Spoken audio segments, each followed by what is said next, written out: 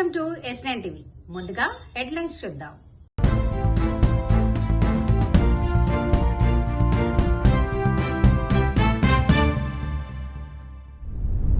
ఫైకే run నిర్వహించిన మంత్రి పొన్నం.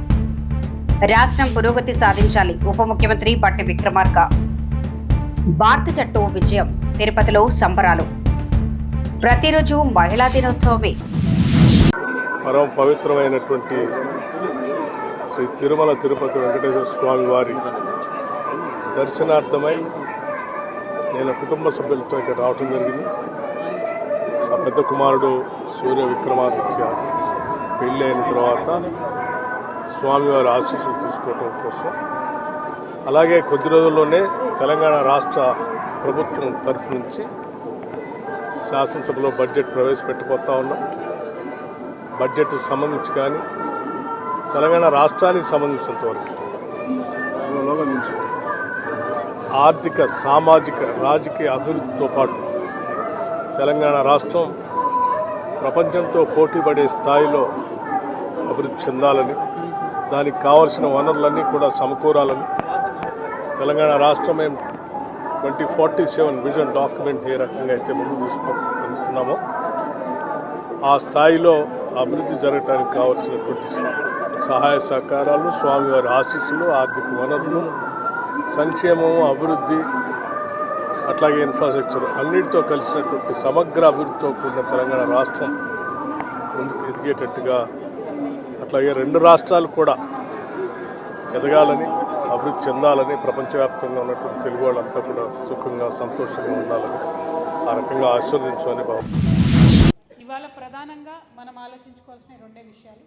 ఒకటి, మహిళా దినోత్సవం రోజు మాత్రమే మహిళల్ని గుర్తు చేసుకుంటూ టీవీలలో చర్చలు వస్తాయి, పేపర్లలో వ్యాసాలు వస్తాయి, అనేక రకాలైనటువంటి అంశాల మీద మాట్లాడతారు.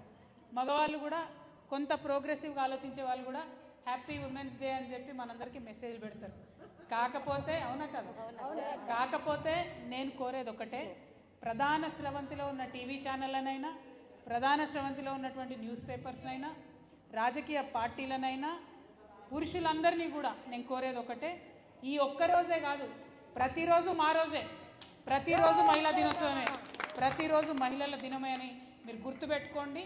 ఖచ్చితంగా మన ఇల్లు నడవాలంటే, ఒక స్కూల్ నడవాలంటే, ఒక హాస్పిటల్ నడవాలంటే, ఒక కొత్త తరం ఊపిరి పోసుకొని శక్తిని అందుకొని ముందుకొచ్చి సమాజానికి సేవ చేయాలంటే, ఒక జయశంకర్ సార్ ఈ నేలను నడిచిందంటే, ఒక కేసీఆర్ గారు ఈ నేలను నడిచిందంటే వాళ్ళ తల్లులే ప్రధాన కారణం అనే విషయాన్ని అందరూ కూడా గుర్తుపెట్టుకోవాలని చెప్పి నేను ఈ సందర్భంగా తెలియజేస్తూ ఉన్నాను. మరి అదేవిధంగా మనకు మహిళలకు ఎవరో ఏదో ఇస్తే తీసుకోవాల్సిన అవసరం లేదు. ఆధిపత్యం ఏ రూపంలో ఉన్నా దాన్ని సహించడానికి వీలు లేదు. అది సామాజిక పరమైనటువంటి ఆధిపత్యమైన, పురుషాధిక్యమైన, దేన్ని కూడా మనం సహించడానికి అసలు ఆస్కారమే లేదనే విధంగా మన ప్రవర్తన ఉండాలి. ఏముంది, ఇవాళ కొంత ముందు కన్నా మన తల్లుల కన్నా కొంచెం మనం ఫ్రీగా ఉన్నాం, కొంత చదువుకునే అవకాశం వస్తుంది, అక్కడో ఇక్కడో ఉద్యోగం చేసుకునే అవకాశం వస్తుంది. కానీ ఇప్పటికీ కూడా వంట ఇంటి పాత్రల మీద ఆయన గారి పేరే ఉంటుంది. అవునా కదా, వంట మనమే చేయాలి, వంట ఇంటికి మనమే మహారాణి, కానీ వంట ఇంటి పాత్రల మీద కూడా ఆయన పేరే ఉంటుంది తప్పితే ఆవిడ ప్రగతి ప్రణాళిక పేరు మీద తెలంగాణ ప్రజాపాలన ప్రభుత్వం గౌరవ ముఖ్యమంత్రి రేవంత్ రెడ్డి గారి నాయకత్వంలో 99 రోజుల పాటు మొన్న మార్చి 6 నుంచి జూన్ 12 దాకా వివిధ రకాల కార్యక్రమాలను రూపొందించింది.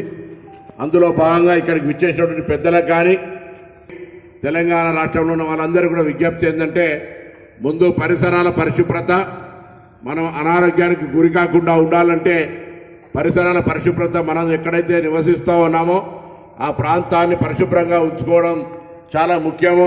అది ఈ కార్యక్రమంలో ఒక ప్రధానమైనటువంటి భూమిక.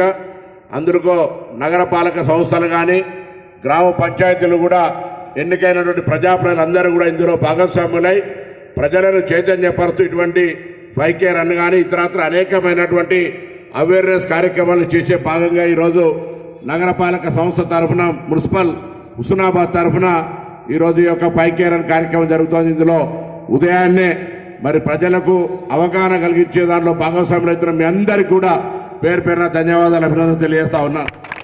ఈ స్ఫూర్తి తీసుకొని హుస్నాబాద్ మొత్తంగా పరిశుభ్రతంగా ఉంచడానికి కొరకు మున్సిపల్ పాలకవర్గం చేసే ప్రయత్నంలో ప్రతి పౌరుడు సహకరించాలి. ఏ కార్యక్రమం ప్రభుత్వం తీసుకున్నా ప్రజల సహకారం లేకపోతే సాధ్యం కాదు. కాబట్టి నేను అందరినీ కూడా విజ్ఞప్తి చేస్తా ఉన్నా, మీరు ఎక్కడైతే నివసిస్తా ఉన్నటువంటి ఇల్లు కావచ్చు, ప్రాంతం కావచ్చు, అవన్నీ కూడా పరిసరాలు పరిశుభ్రంగా ఉంచుకోవడంతో పాటుగా ఉదయాన్నే లేచి కొంత శారీరక వ్యాయామం చేయడం ద్వారా, అదేవిధంగా ప్లాస్టిక్ను వాడకుండా మరి పర్యావరణాన్ని కాపాడుకొని ఆరోగ్యంగా ఉండడమే కాక అనేక రకాలుగా మనం మన యొక్క జీవితాన్ని మంచిగా చేసుకునేటువంటి ఎంతో ఆనందపడుతున్నాం. ఒక క్రికెటర్గా, ఒక కోచ్గానే కాకుండా ఒక క్రీడాభిమానిగా, ఒక భారతీయుడిగా గర్వపడుతున్నటువంటి రోజు ఈరోజు ఎంతో ఆనందంగా ఉంది.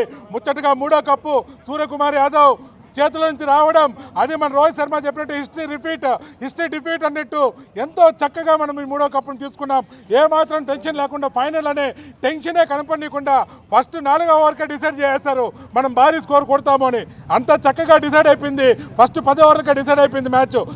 కప్పు భారతదే అని అదే విధంగా సాగింది మ్యాచ్. ఆద్యంతం అదే విధంగా సాగింది. ఏమాత్రం ఫైట్ ఇవ్వలేదు న్యూజిలాండ్. వాళ్ళు చేసిన ఒకటి తప్పేంటంటే టాస్ గెలిచి వాళ్ళు ఫీల్డింగ్ ఎంచుకోవడం వాళ్ళు చేసిన పెద్ద మిస్టేక్. ఎప్పుడైతే మనం 2003లో సౌరవ్ గంగూలీ చేసిన తప్పు ఈరోజు ఇక్కడ మన శాంట్నర్ చేశాడు. అదే విధమైనటువంటి తప్పు. అదేవిధంగా మ్యాచ్ రిజల్ట్ కూడా అప్పుడు ఆ వరల్డ్ కప్ ఏ విధంగా మారిందో ఇక్కడ ఈ T20 వరల్డ్ కప్ కూడా అదే విధంగా మారింది. కాకపోతే మన బ్యాటింగ్ బౌలింగ్ అద్భుతంగా ఉన్న ఫీల్డింగ్ మరోసారి నిరాశ, మరీ ఘోరంగా నిరాశపరిచారు. ఎందుకు వీళ్ళు ఇంత టెన్షన్ పడుతున్నారు? మ్యాచ్ అంత ఫ్రీగా ఉన్నా, ఇంత గెలుస్తామనే ఒక కాన్ఫిడెన్స్ 100% ఉన్నా కానీ ఫీల్డింగ్లో టెన్షన్ ఎందుకు వచ్చింది వీళ్ళకి? వీళ్ళు ఒత్తిడిని ఏ విధంగా వీళ్ళు బయటపడాలో తెలుసుకోవాలంటే ఖచ్చితంగా టీం మేనేజ్మెంట్ ఒక మంచి మానసిక నిపుణుని ఒకరిని ఏర్పాటు చేయాలి. ఖచ్చితంగా ఏర్పాటు చేస్తేనే వీళ్ళ టెన్షన్ నుంచి బయటపడతారు.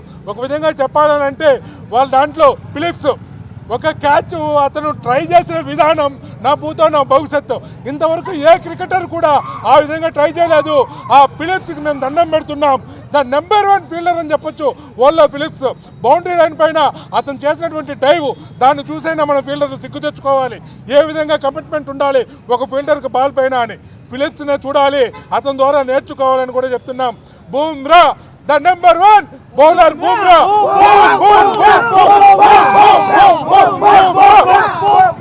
అస్త్రాలు, బ్రహ్మాస్త్రాలే టార్గెట్ ఏకపాటితో కొట్టినట్టు తను వేస్తున్నటువంటి బౌలింగ్ ప్రతి ఒక్క పిల్లవాడు చూసి నేర్చుకోవాలి.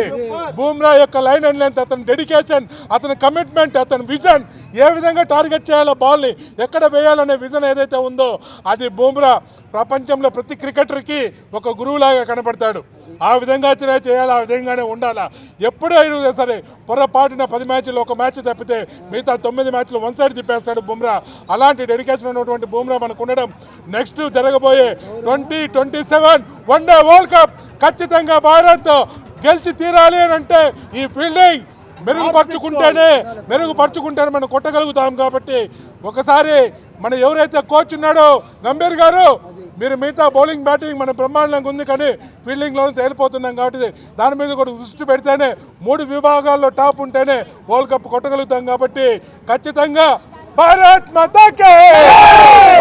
ఇంతటితో వార్తలు సమాప్తం. మరిన్ని అప్డేట్స్ కోసం చూస్తూనే ఉండండి S9 TV న్యూస్.